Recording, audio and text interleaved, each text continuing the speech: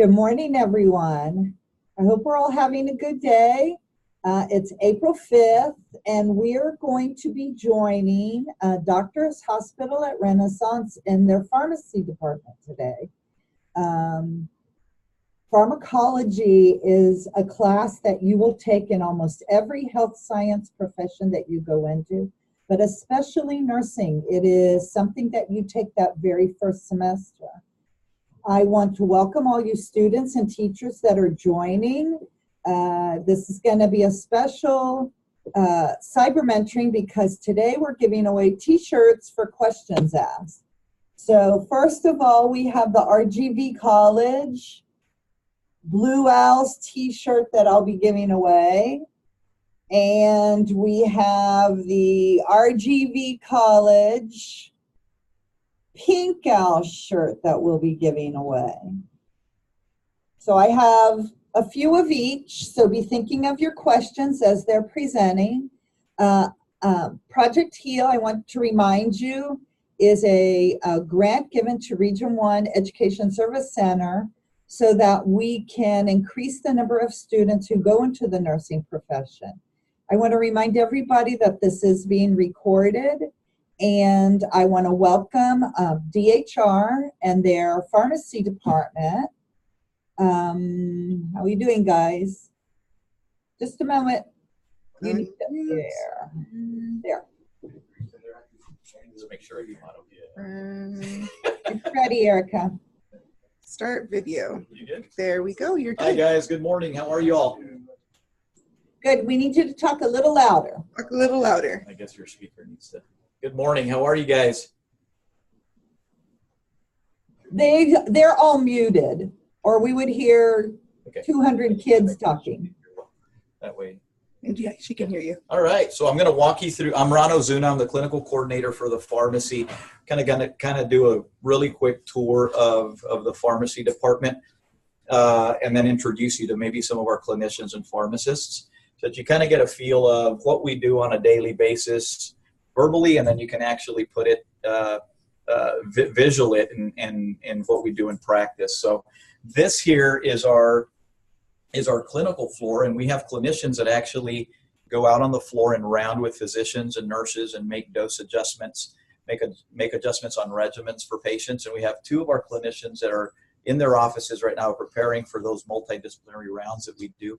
And as you can see, when you think of pharmacy, you think of the pharmacist behind the counter, like at Walgreens, CVS, those types of things. Well, this is a hospital, so we also have pharmacists in here that will do the operational side, the dispensing of medications to our patients. Our patients need timely administrations of meds in order to get better and get out of the hospital. But we also have clinicians that work side by side, physicians and nurses that help optimize the therapy for our patients. So we have two of our clinical pharmacists in here that are preparing for rounds now. And as you can see, there are no meds in this office. This office is actually where all the thinking occurs. If you can see all the brain power that's in this office, it's amazing. That's Ramiro there, and we have Jonathan behind his computer. He's a little shy. It's actually John's birthday today, so we can say happy birthday to him. This is what they do in preparation for rounds. They review patient profiles, review patient regimens and meds, and when they go out and they round with our physicians and our nurses, and it's a multidisciplinary staff. So you have dietary, you have PT, and you have different departments that come together as a team, so that they make the optimal changes and recommendations for the patient's therapy, so that they can expedite their healing. So we can walk through this department. We have cubicles. We have students in here as well that perform their training. And these cubicles are generally reserved for our students that come here and do their clinical rotations. And they will generally do that their second year and their fourth year. Their second year is your introductory phase to pharmacy, and then their fourth year in pharmacy school is their clinical phase. And that's where they actually help us, and they round with us, and they learn the clinical practice of pharmacy. So I'll introduce you to one of our fourth year students, Jessica. Say hello. Hi, everyone. Jessica is also preparing. She is going to go on rounds with Ramiro. and she is preparing to get out there and do her work for us. So again, physicians are very accustomed now and depend on us to make dose adjustments and dose changes on patients. So we want to make sure that we have all the information together before we get out there and start to round with them. So we also have an academic component. So we have a residency program, which is after you get out of pharmacy, you have the potential to have advanced training where you work as a pharmacist for a facility and get additional training after you become a licensed pharmacist. And we have a residency program that's currently in place here at DHR. It's affiliated with A&M, Texas A&M University, and we're also starting another residency for the University of Houston, which we have here as well. So I'll introduce you to our residency director and coordinator, and then we'll get down to the pharmacy for operations. I wondered if we can stop and ask a question. We have a question. Yeah, I just need to see it. How many years total? Let's see. How many years in total of school is it to be a pharmacist? Yeah, so to answer that question, it's a total minimum is 6 years. So what you basically do is you complete 2 years of prereqs in college. So you take your sciences, your maths, your Englishes that are required to get into pharmacy school. And that generally will take your 2 years of basics, if you will, 1 and 2 years of basic college courses, making sure that you're meeting the curriculum to get into pharmacy school. And then pharmacy school itself, once you get into the pharmacy school, it's 4 years. So it's 3 years of curriculum-based academics and then 1 year of your clinical. We talked about that 4th year where you come back to the hospital and you work, like Jessica. I just introduced you to Jessica. That is the 4th year that you will have to complete, and you're basically working like a pharmacist under supervision with certain restrictions until you become licensed. Okay. Thank you, Ms. Garcia's class, for asking that question. Perfect. Okay, and then this is our residency office space. So we have Rene Verduzco, who's our residency director. Hi, guys. And then we have Daniela over here, who is our residency coordinator, and they work with our residency team. And we have 2 residents currently at DHR that are completing their residency program. They're almost done. They're done at the end of June, and they do a full year. Residency is a full year of postgraduate work, and at that point you're a pharmacist, but you're getting additional training before you go out and work. And a lot of times it requires a residency to get to this point where we are on the 3rd floor, which is more of clinical work, working with patients and nurses and doctors to make dose adjustments. So the residency is very important post-grad to ensure that we have advancedly trained pharmacists to be able to work in this capacity. We have another question. We have another question. Sure. Currently working on a research project, just wondering on the use of opioid drugs such as codeine, as an example, in the hospital pharmacy. How often are these types of drugs used for patients?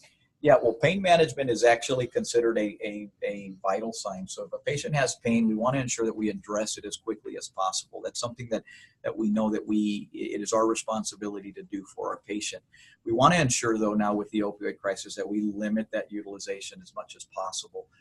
And only addressing pain when it's necessary. So I think that's really the key point, is ensuring that we're addressing it only when necessary, when pain scales actually warrant an opioid, and utilizing it as limited as possible. Okay, and making sure that we're monitoring those patients accordingly to ensure that the effects of these drugs are appropriate to manage the pain, but also ensure that side effects are not being elicited with these meds. So we ensure that the monitoring parameters are there from an inpatient standpoint, right?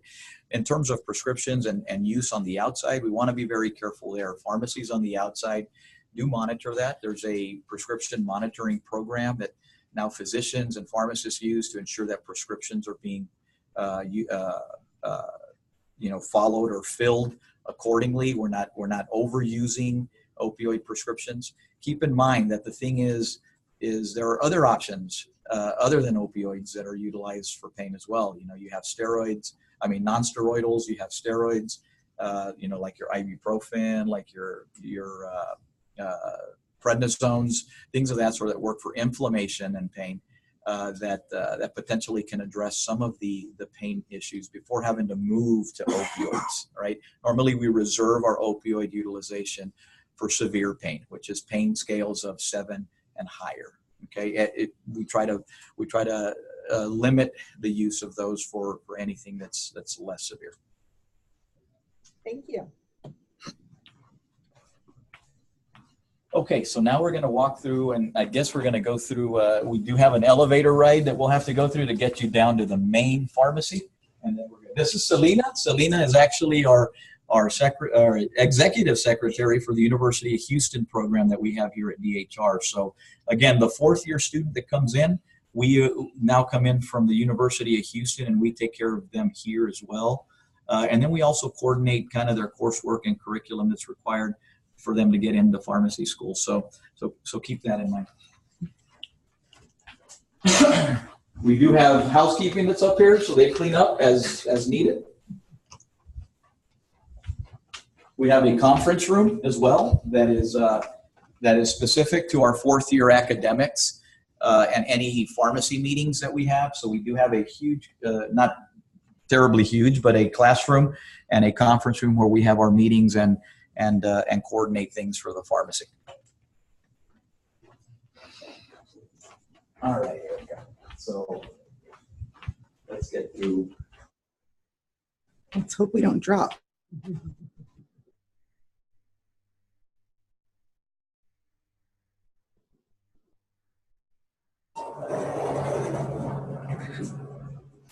Yeah, no, we're gonna have to go through the stairs. Okay. Internet connection is unstable. All right. As soon as she said, I hope we don't drop it, it froze. No, I'm good. I'm looking. I can look down. We're good. All right. If it's shaky, we're okay. That's okay. Erica?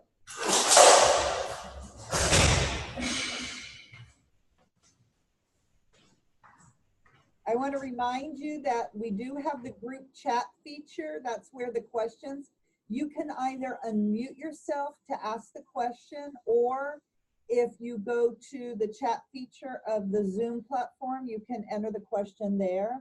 And don't forget, while they're going downstairs, I'll tell you, we have t-shirts today for those who have asked questions. So already, Access is required to get out of the staircase.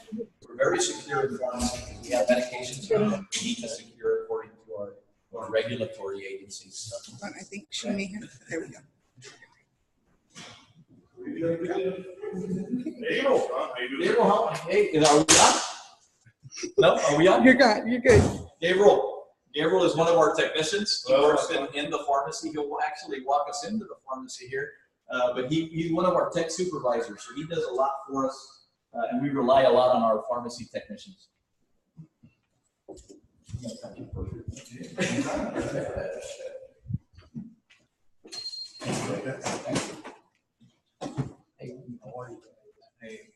All right, so this is our pharmacy. This is the entry point. Are we good? This is the entry point to our pharmacy. We have just received our medication order for today. So if you can see over on this end, Erica, this is our medication supply. This is the delivery that we've ordered. And what we do with these is we bring them in and we inventory them. So we basically place them into our med carousels that I'll show you in a little bit to ensure that our inventory is updated, all right, with anything that we've ordered for the day. We have our, this is our director's, pharmacy director's office. This is Gabby Garza. Hi, good morning. You can go ahead. Yeah, who am I speaking to? The high schools. The high schools? Hey guys, welcome. This is home for us. We spend more time here than we do at home. We've got with us some College of Pharmacy students. These two, Eric and Lisa, yeah, are enrolled in pharmacy school right now. They're going to be entering their 3rd year. Gabriel is actually graduating in May. He'll be a doctor of pharmacy in May, and then we'll sit for the boards to become a registered pharmacist. So we do not only dispensing and medications, we also do a lot of teaching of pharmacy students, and we appreciate the work that they do. So welcome and good luck in high school, guys. Thank you. Awesome. Thank you, Gab. Yeah, I think, you want me to answer that question? There was, yeah, you can go ahead and answer it. Yeah. A typical day for an Aggie pharmacy student at DHR. Also, how can high school students become pharmacy technicians? Yeah, I think there's actually two ways that you can become a technician. Right now, any high school student, as long as you're able to work and you're 18 years of age or older, you can actually apply to the state board and become a pharmacy tech in training. That does require a 2-year period where you can work within a pharmacy and work in a limited fashion as a technician. And all it takes is an application and a background check for that. The thing with that is within a 2-year period, you have to take the board exam for pharmacy technicians. So if it's not completed within a 2-year period, then your tech and training certification, if you will, expires. So that's one way of doing it. The other thing is to actually go through an accredited course of 18 months through any of the colleges that are out there, obtain the coursework, and then take the exam. The third way is just to apply to the state board for licensure and take the exam if you feel you're ready. And a lot of it is if some of you guys are already working in pharmacies or have been exposed to pharmacies, a lot of times it just takes learning meds, learning calculations, learning the mathematics, maybe learning some operations and regulatory pieces. And some will actually apply to take the exam, and some will pass it. But the recommendation is that you get at least a little bit of experience through the tech and training process. Day in the life of a student is actually a little different. Of the 4th-year student, and there's different classifications of students, as I mentioned. So there's the 2nd-year student, and there's a 4th-year student. The 2nd-year student works in a limited fashion, and they're only exposed certain days of the week. So Texas A&M actually brings their 2nd-year students every Friday throughout the semester. So it's one day of the week. They come in here, they spend 8 hours, they get exposed to pharmacy operations, they get exposed to multidisciplinary rounds, they get exposed to administration, as you saw here with Gabby, and they kind of work through that. Our 4th-year students here every day of the week, Monday through Friday, 8 to 5, and they work just like we do. They are side by side with one of our pharmacists, depending on the rotation that they do, whether it's operational, they work in the pharmacy. If it's a clinical rotation, they go up on the floor with us. And we work with doctors and physicians. They are actually our right-hand individuals in working up patients, making recommendations, and learning. So they basically pull a lot of the information that we need to make decisions on medications on the floor. So our 4th-year students work side by side with pharmacists on a daily basis, Monday through Friday, 8 to 5.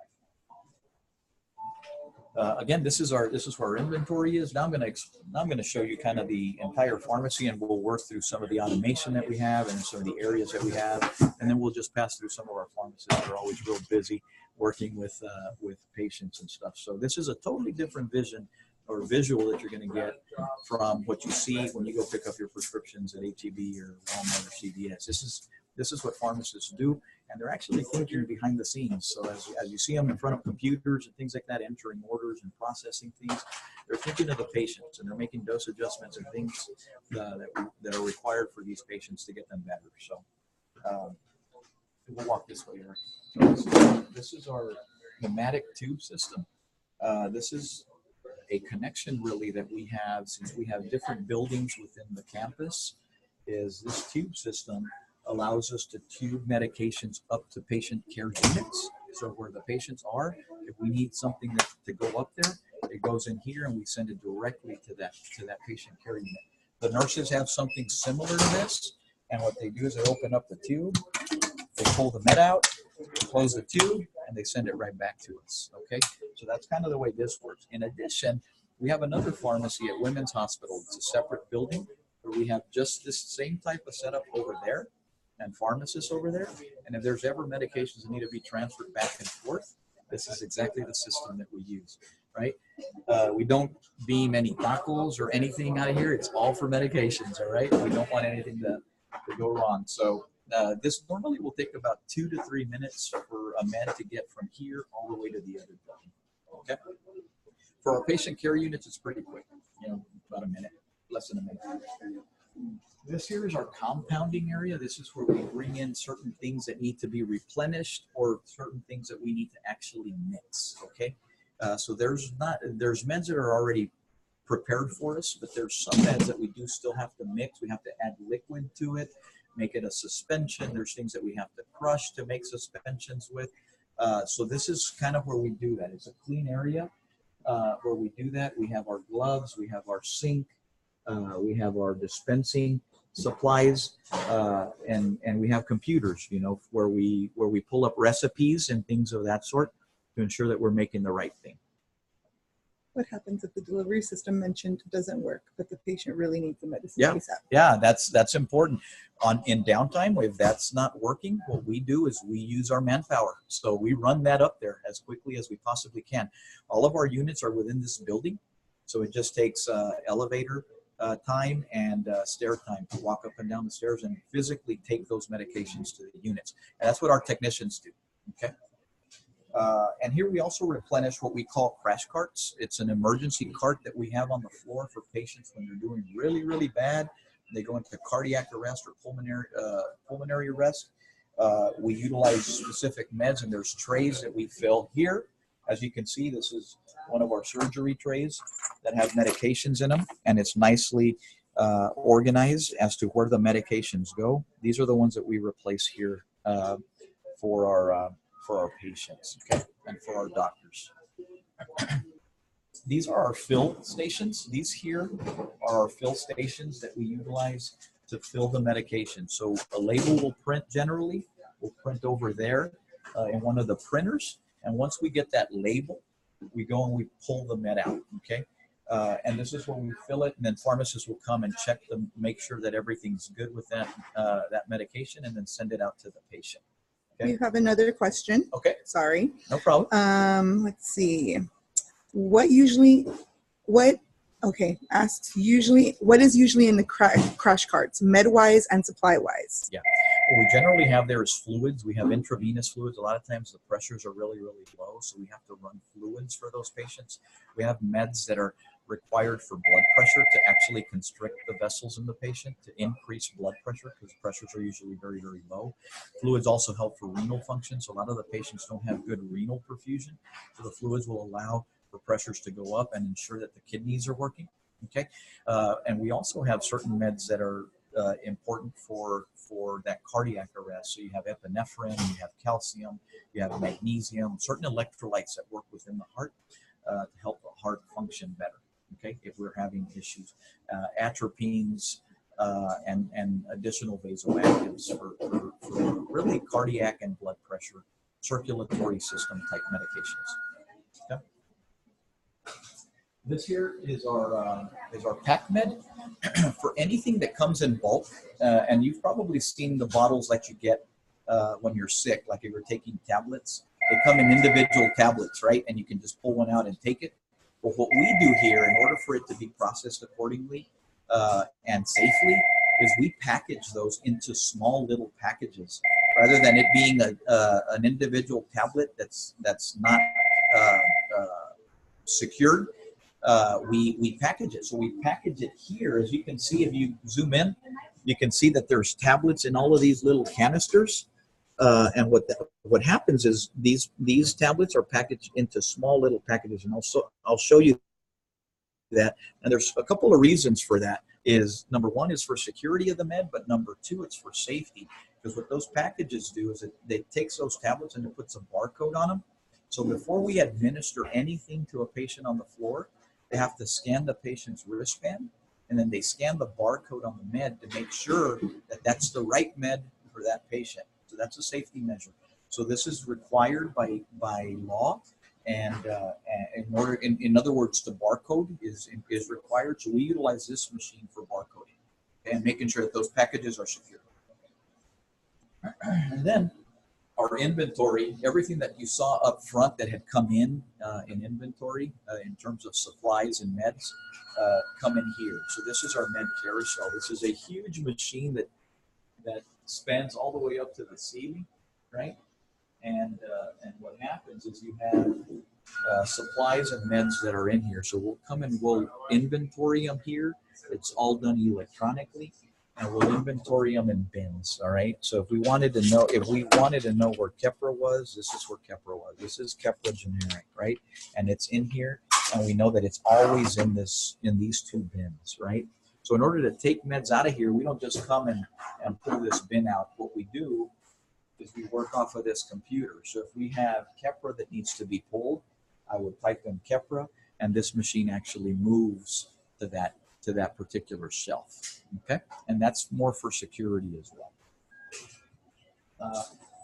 Yeah, can you make one of these just kind of move? Oh, this one's moving over here, by the way.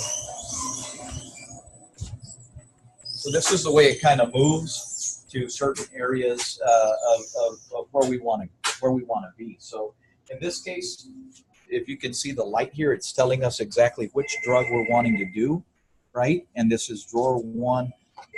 So it would be this med right here, and that's potassium. So we've plugged that into the computer, and it identifies exactly where that medication's at.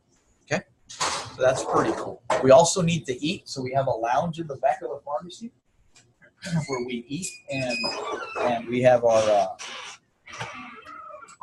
restrooms and our locker rooms in here for any of the personal items that are necessary for our staff members. Okay. And we also have a nice little TV for your break time, and we make sure that it's utilized only during break time and not for special games or football games, basketball games, or baseball games. But we do have the ability to come back here and relax a little bit during the break. Thank you. Sorry, Ashley. You're okay. You're okay. This area is more for our investigational medications. We also have research that's taken care of at DHR, and we were involved in a couple of research projects here within the year, and we have specific freezers and certain locations and supplies that we utilize for our research meds, and we generally take part in that with different companies.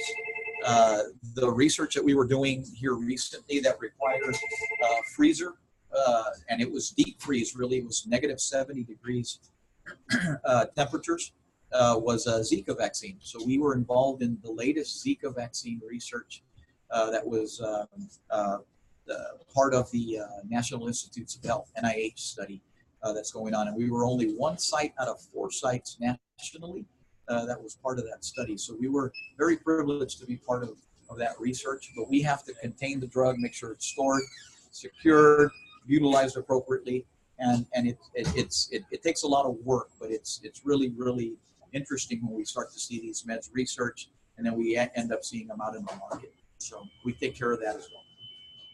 Cool. All right, so walk with me this way. For any refrigerated items, these are our refrigerated meds that are accessible into the IV room too, because there's medications that we need to admix and put in bags. So if you can see, the door goes all the way through the IV room, and they can access the medications on that other end. The reason for that is our IV room has to be sterile. We can't have a lot of traffic going in and out, because anything that we're mixing in that IV room goes directly into the vein, okay? And in order to eliminate or prevent contamination, this has to follow certain regulations for us to keep it very, very sterile. So we have specific ventilation, we have specific lighting, we have specific access, we have specific gowning that we do that's specific to the IV room, to make sure that we don't contaminate our meds that are going to our patients. And that's very, very critical when we're dealing with medications that are going into the vein. So I'll show you that here. You have a question, Ron. Okay. Sure. How exactly do you determine dosages, like adult, pediatric, etc.? Yeah, absolutely. When a medication is approved by the FDA, there's a monograph that comes with the medication. So in order for us as pharmacists to know exactly what we're doing, is whenever a medication hits the market, is we research it. We have to study. This is a lifelong studying type of profession. There's new drugs that come out, and we're talking like 30, 40 drugs every year, if not more, that apply to the facility that we really have to read on. And we use databases, drug reference books. Really, it's all electronic now. We use what we call is lexicon. and that's a drug database. So if we're needing to know a dose for a specific indication for a specific patient, and we don't know it right off the top of our head, we go in there, we look it up, and we make sure that it's appropriate for the patient.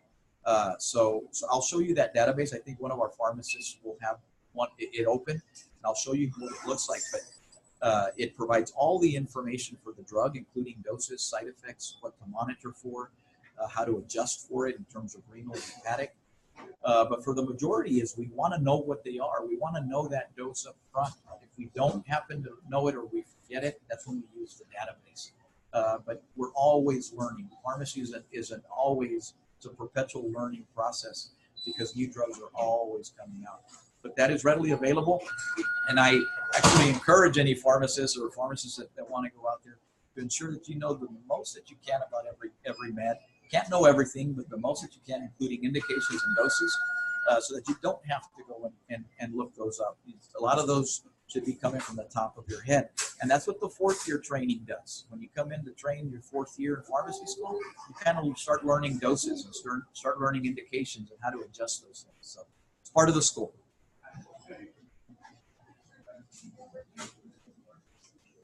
This here is our IV room, and we talked about what type of meds that we do here, and they're generally the IV meds that we take care of that go directly into the vein for the patient.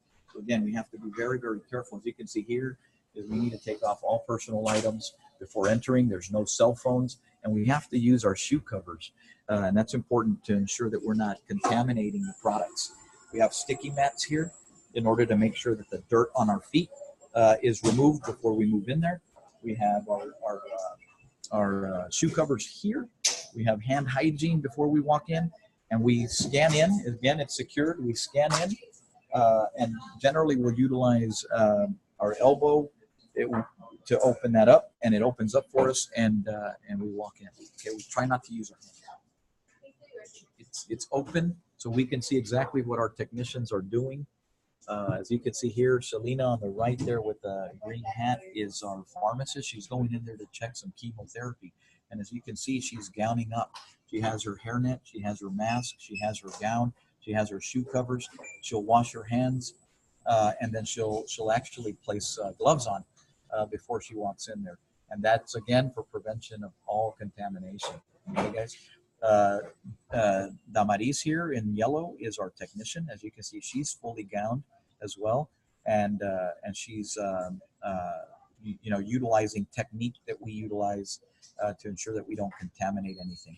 Okay, if you see the red line down there, right on the floor, that is important because anything on this side of the red line is you're able to not have a gown. Anything on that side of the line, you have to gown up. Okay, and as you can see, Art's on that side of the line, and he's starting to gown up. So we ensure that once you're past that line, that's probably a little less contaminated, right, than this side. We do need operational space, so that's why on this side of the red line, we're able to walk in. We do walk in with shoe covers, though, to make sure that things are taken care of operationally over here. On the IV side, you can see the IV hoods in the back, right? And you can see our technician is drawing up. We use syringes, we use needles, we use bags of fluids, we use vials, as you can see, that are on the counter, and all of those require a specific technique for drawing up to ensure that contamination doesn't occur. Okay, any questions there, guys? None yet. Okay, perfect. Somebody asked me about codeine and opioids, right? So controlled substances have to be extra secured in the pharmacy, right? So as you can see, before we walked in, there was a badge, there was a scan that we needed to do in order to get into the pharmacy. You know that to get into the elevator, we had to scan to get into the elevator. So everything's really secured. But by state board rules, anything controlled like your codeines or opioids have to be double locked. So we have a lock in the front door, and we also have a lock here for our controlled substances to get into the room. And in actuality for us, our controls are triple locked because we have the front door, we have this door, and then we have everything is in Pyxis machines that requires login access. So that's a triple lock where you can't just access a bin of medications. You literally have to, see if I can get in there.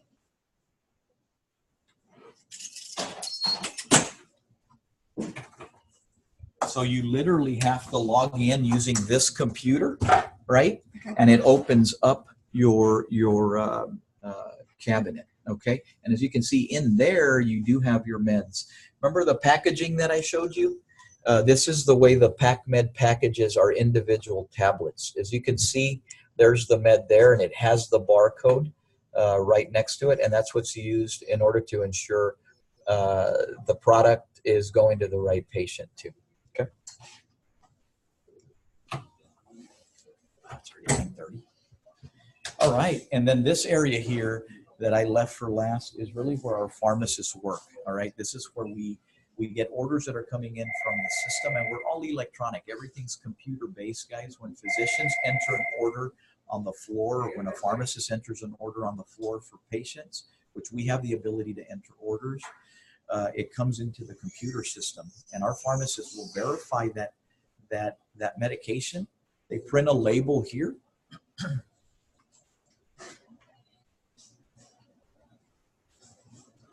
And then this is generally, there's nothing on this one. This is just an example, but they tear the label off. The medication will be here. They go to the med carousel. They pull the med, right? And then it comes to this area where Virginia's at for signature. And as you can see, we have a bin here that's meds to be checked, which is what Virginia, our pharmacist, is doing.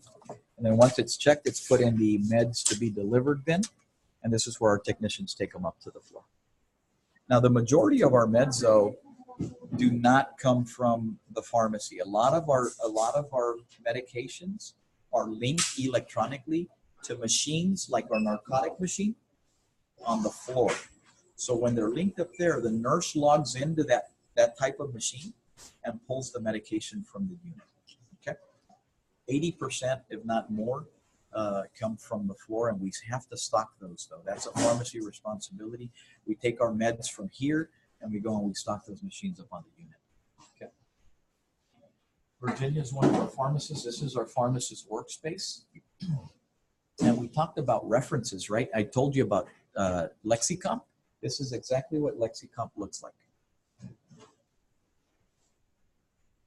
And if you can see the drug. I'm sorry, you can see the drug up here, and you can see the indication here, right? And you can actually see dosing. So there's the oral dose, 400 milligrams twice daily with meals. If there's any renal adjustment or hepatic adjustment, you'd see it there. So this is a database that we use to make sure that we're referencing. And to be consistent, we generally will use one single database, and that's the one that we've decided for our facility to utilize for dosing checks. Okay. Pharmacy at Virginia. And then we have, this is Gabriel. You met him on the way in. He's one of our tech supervisors, and Veronica, another one of our tech supervisors. And these guys really run a lot of what we do here in the pharmacy. They purchase meds. They supervise our technicians. They're like our super technicians, believe it or not. And they do a little bit of everything, but they make sure that our inventory's right, that our processes are in place, and that our technician processes and operations are handled accordingly. So, thank you, guys. Thank you. They're always very, very happy and excited. They're always smiling. So as you can see, they're smiling. Virginia is smiling. Yes. And we have Raquel here as well. She's one of our tech supervisors that kind of works with the other team to ensure that the operations are going. One thing that you've noticed, guys, if you haven't noticed already, we have pharmacists that are here. We have technicians, all of the technicians that are over here.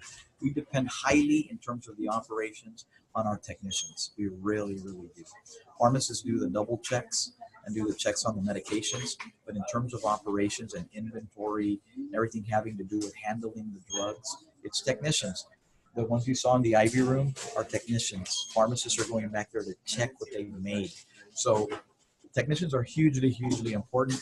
I'm a firm believer in ensuring that our technicians are highly qualified to be able to operate our pharmacy. So You have a question about technicians? Yep. How can a tech work his or her way to become a tech supervisor? Oh, good. Beto, you want to answer that one? Where's Beto? Gabriel, you want to answer that one? How can a tech work their way to become a tech supervisor? I think the easiest way to justify it or to kind of analyze it is to just kind of envelop yourself in the pharmacy profession.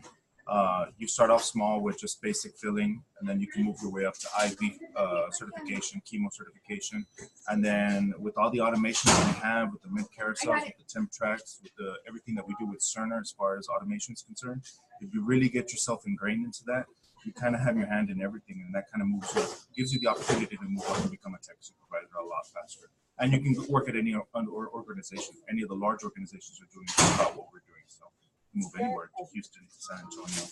It's an excellent stepping stone. Erica, can he hear me? Can you hear me? Awesome. Or no? Yes? Let's see. I can't hear her, but she's asking if I can hear her. Oh, okay. There we go. Okay. Okay, here's what I want the students to hear.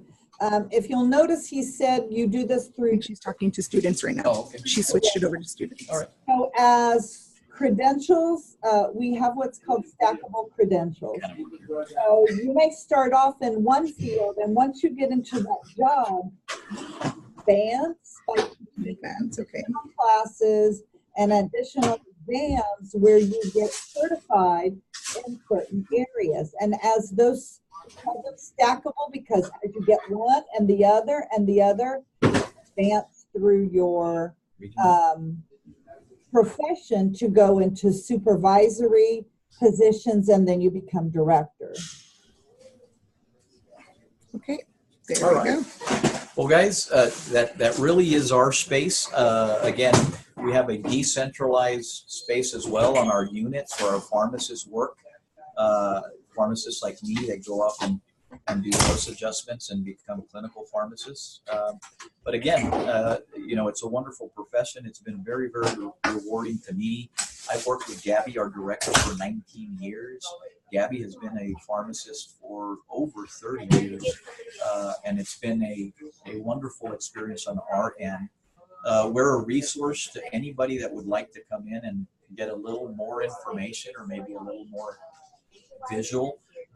There is one thing that we do as DHR is we also offer volunteer opportunities during the summer or during breaks. So if that's interesting to you, you can inquire with volunteer services here at DHR and see how you can get into the pharmacy and at least get an observational type experience with us. With U of H, we also have the ability to work through your curriculum and make sure that you are taking your first and second year courses accordingly to make sure that you're qualified to get into any of the pharmacy schools in the state, and work through your curriculum that way. So outside of that, I'll leave it up to questions. If anybody has any additional questions on what we do or... You have one more question. Okay. You said you're a clinical pharmacist. What is that exactly, and what are other types of pharmacy? Yeah, the other types of pharmacy, there's multiple areas of pharmacy that we don't think about. I think the initial thing is we think of that picture of CVS, Walgreens, Walmart as being the primary locations. That's one. We obviously have hospital pharmacy now. There's nuclear pharmacy that's within the valley as well. There's pharmaceutical industry where you can go and work for a pharmaceutical company as pharmacists to become drug information resources, work in research, develop meds. They require pharmacists for that. The industry also uses pharmacists as sales representatives. So we have pharmacists that actually come to our facilities and work with specific meds and tell you and educate you on meds that help promote the product. Okay, so pharmacists work in that area as well.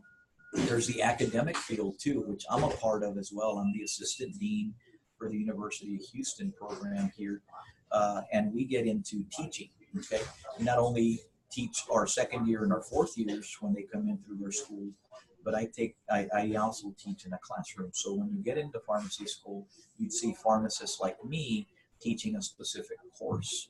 So the academic is big there. And then you're also, the big one that's coming up across the nation is research. they require a lot of pharmacists in research areas. So pharmaceutical companies, facilities, other hospitals within the nation are doing a lot of research involvement now to help see exactly how our drugs are promoting the positive outcomes in our patients. So research is another component for that. Now, a clinical pharmacist, people are all clinical pharmacists because whether you're working down here in the pharmacy or you're working on the floor with physicians and nurses, we're always having to think of the optimal way to treat a patient. So our pharmacists are making sure here as well that the right drug is getting to the right patient and it's at the right dose and it's optimized for them. We're doing that as well, but we're doing it side by side with doctors where we can actually write orders and do those types of dose adjustments on the spot rather than having to make a phone call. So that communication is one-on-one with physicians and the teams that we're working with on the unit. So that's what I mean by clinical pharmacists, is we're making clinical decisions on the floor to make sure that our regimens are optimized for the patients. Another question, can you talk a little about veterinary pharmacy? Did you take that rotation? Veterinary pharmacy requires a lot of compounding, and that's one that I did leave out, guys. Thank you. That's a very, very good question. All of them have been good questions, but that one is one that I left out. Veterinary pharmacy, I never took a course in that, but veterinary pharmacy generally works like a retail pharmacy. You work like it's generally an independent pharmacy, if you will. And what I mean by independent is it's not a chain, it's not a corporation, it's not like CVS. It's somebody owns this pharmacy, and generally it takes a lot of compounding. Okay, it takes you taking a human drug and making a either a higher strength or lower strength of a drug for a pet, right, or an animal, and those generally will require pharmacists to make those medications, crush the pills, open up the capsules, make the product, because they're not generally commercially available. So that is an area of practice. There's a small niche for that in the pharmacy profession, but it is needed. So that's another area that we can do. Yeah. And last question I have here is regarding salary. So what would the salary be for a pharmacist? Oh, it's priceless. Let me just put it to you that way. I'm going to tell you one thing before I get to the actual salary, because I know everybody it gets down to that. And if you have it in your heart to become a pharmacist, or whatever it is that you want to be, whether it's a nurse, whether it's a physician, whether it's a veterinarian, whatever it is, but for pharmacy in particular, if you have it in your heart and you have a passion to be a pharmacist, you're always going to be happy regardless of the dollar. And that's the experience that I've had in my career, knowing what I wanted to do, getting into the profession, knowing that I'm making a difference with my patients is hugely, hugely important. But coming out, you've invested 6 years of school, and what you do in school is you come out with a doctorate degree in pharmacy. So it's a doctorate degree in pharmacy after 6 years. That's your 2 years of basics and then your 4 years of pharmacy school. So it takes a lot of investment, a lot of time, a lot of work. It's not easy to get through pharmacy school. So with that comes a very, very good compensation. And generally you're earning anywhere between $60 to $65 an hour when you come out, and that's in the Valley. If you're in congested areas, you're probably earning anywhere between 50 and 55. And when I say congested areas where metropolitan areas like Dallas, San Antonio, Houston, those areas pay a little less because there's more congestion, there's more people in the market, more pharmacists in the market. So $50 to $55. Here we generally start our new pharmacists at about $60 an hour. What does that equate to? In a yearly salary, that equates to about $120,000, $130,000 a year. Yes. And let's see, you stated earlier that you only use one database, which was Lexicomp. Why that one, and why only one? Yeah, we do that for consistency, to make sure that what we are referencing here in the pharmacy and the information that's getting up to the unit is exactly what they have up there for nursing and for physicians. So we want consistency. There's databases that potentially can have different information in it, vary information in it, may include case studies, maybe limited information that gives you a little more, or maybe a different type of information in that system. What we do is we vetted that. So we went through the entire hospital and made sure that everybody was comfortable with that database, with the information that's provided before going forward.